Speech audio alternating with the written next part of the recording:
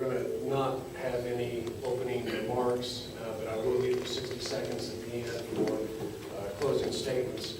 The first question I have is regarding employee pay.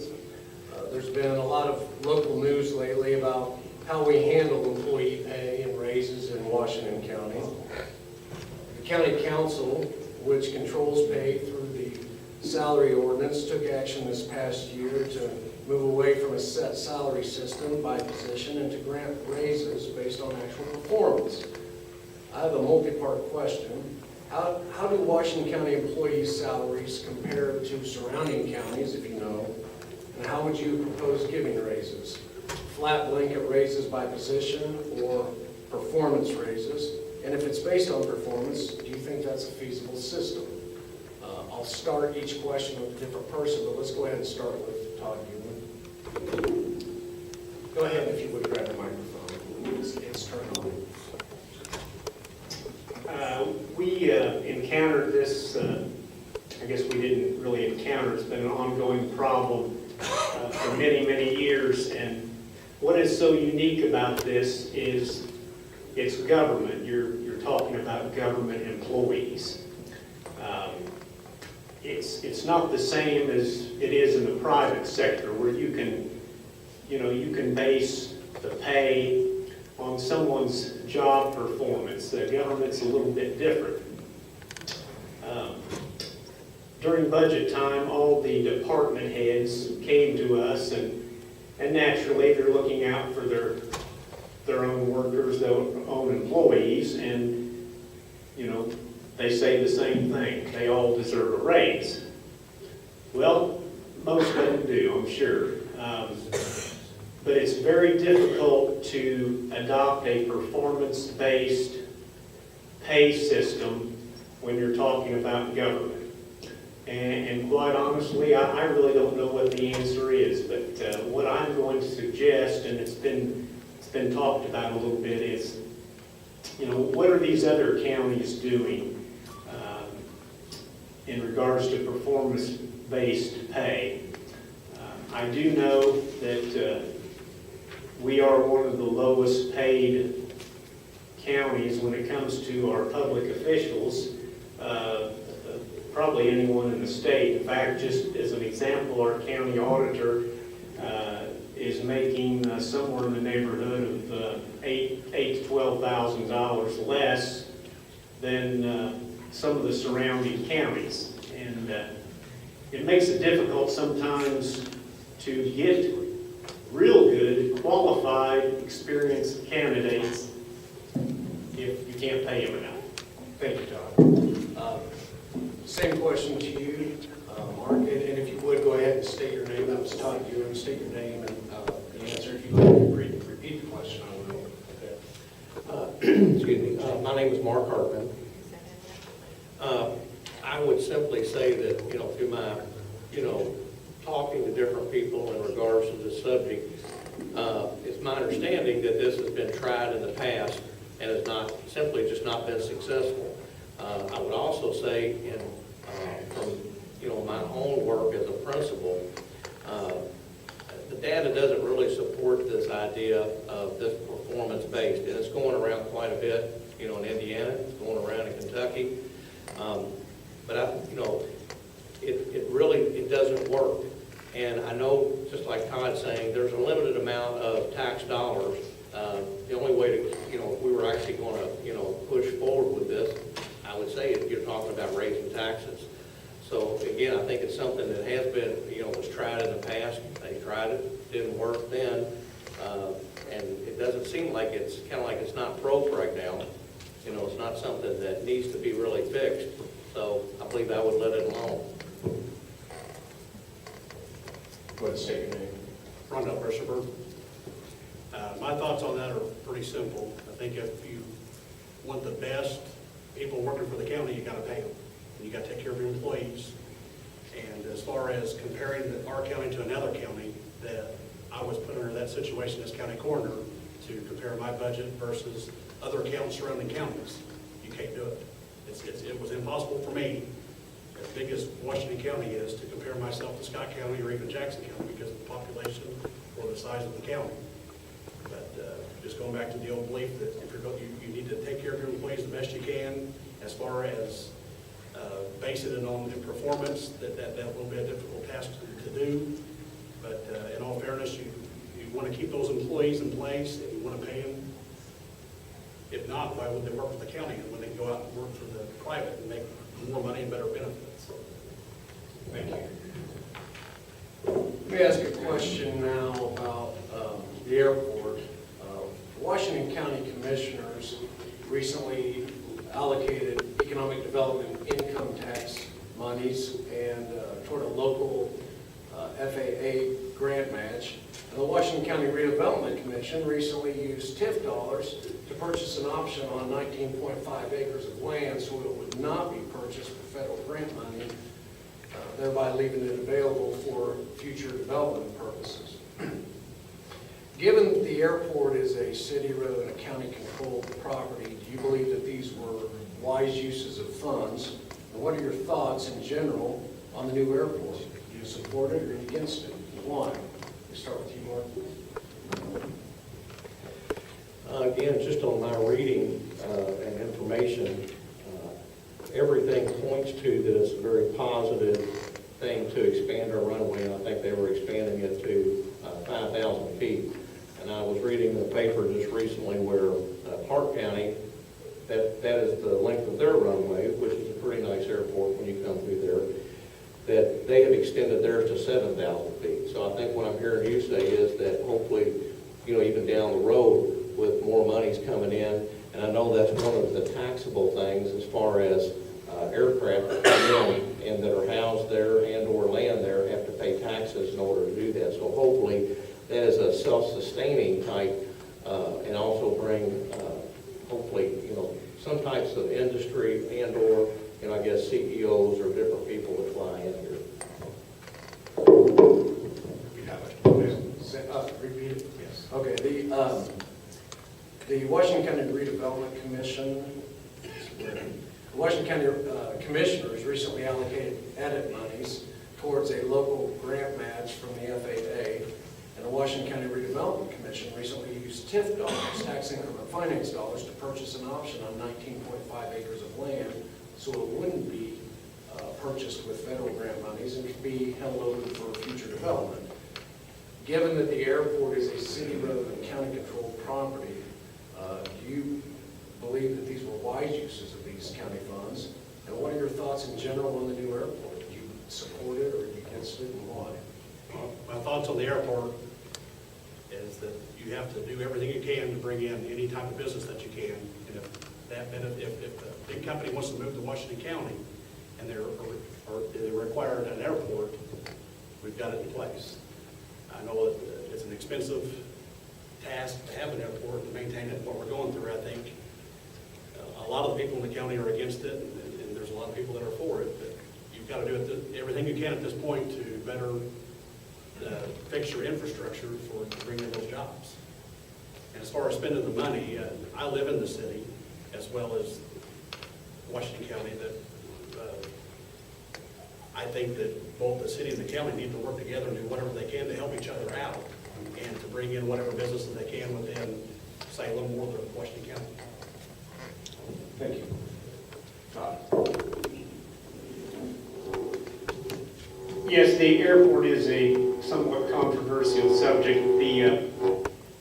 The state and the federal government, in my understanding, kind of changed the rules midstream as far as the matching funds, which kind of put the city in a bind, and they needed some help with the airport. So the county, through the TIP dollars, they contributed to that. Having flown myself some 300 hours years and years ago, I'm a little biased. I think airports are nice. Recreational flying is not what it used to be, but there are companies, as Washington County and Salem grows, that could utilize the airport, and I am all in favor of extending the runway to 5,000 feet for the simple fact what we have now is just what we had before, so it makes no sense to stop midstream with a 2,800, 3,000 foot runway. Now, I do see that in the future, that the city will probably ask the county in some form or manner for some more funds, and we'll have to address that when it comes before us. But I don't think we're going to see the benefits of this airport short-term, but I honestly feel long-term in the future that it will have a very large economic impact on our county. Thank you. And then for this, I'm going to just ask one more question, and we'll have Rondell go first this time. If you would, because of the feedback we've been getting, shut yours off. Shut yours.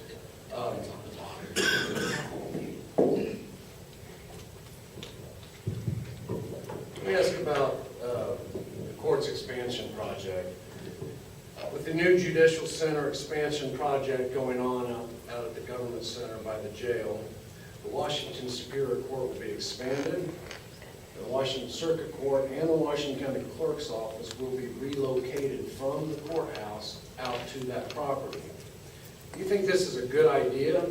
Should all county offices be in one central location?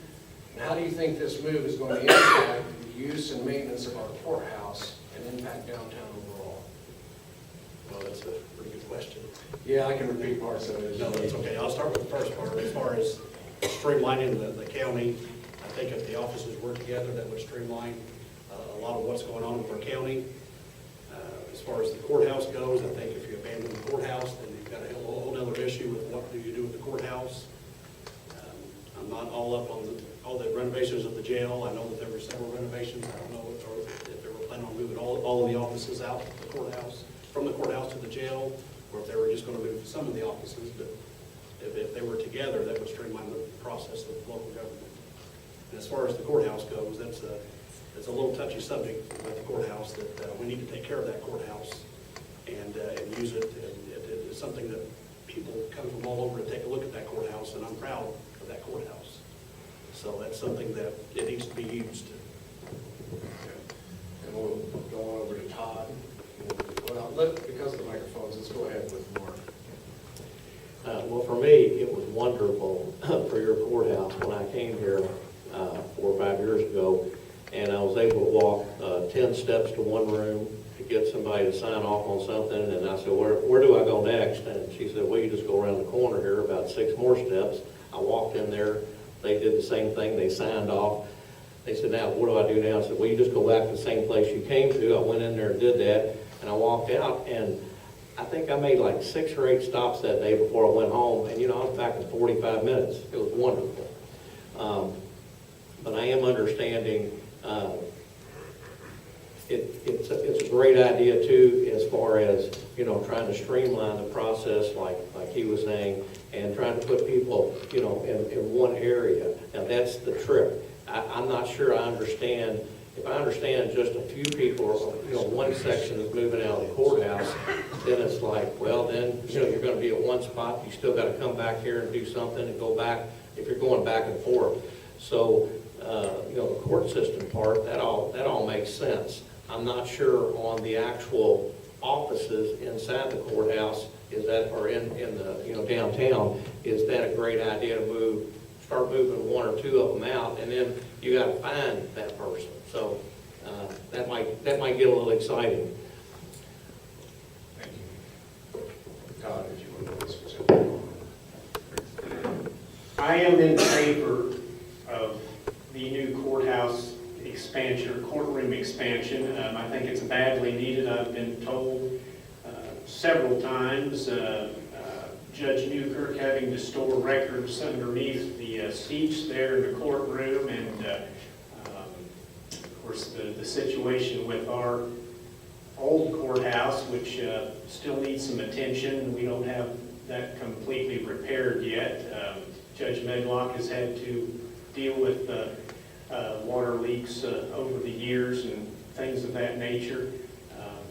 I think it's a good idea to have the clerk's office and the 2 judges over there together. I know it might be somewhat of an inconvenience for some people if they need to see the clerk and also have to see some of the other people in the other offices, the recorder and auditor and assessor and so on. But I think it's something we were going to need eventually anyway, because we are growing and the caseloads are growing in some respects, and I think it's a wise move. Thank you, Tom. Now, I think that's all the questions I'm going to ask of these candidates. Each of you will have 60 seconds to make a closing statement to the audience, and we'll start with Tom. If some of you don't know, I was actually appointed to my current position here on the council. I've been on the council for about 14 or 15 months here due to a vacancy by Auditor Bills, who was formerly a council member. So my term is up, and I'm running for Washington County Council at large. And the reason I'm running is because it's something I've always wanted to do, is do something to help my community, because I feel I owe a debt to this county, because it's been very good to me.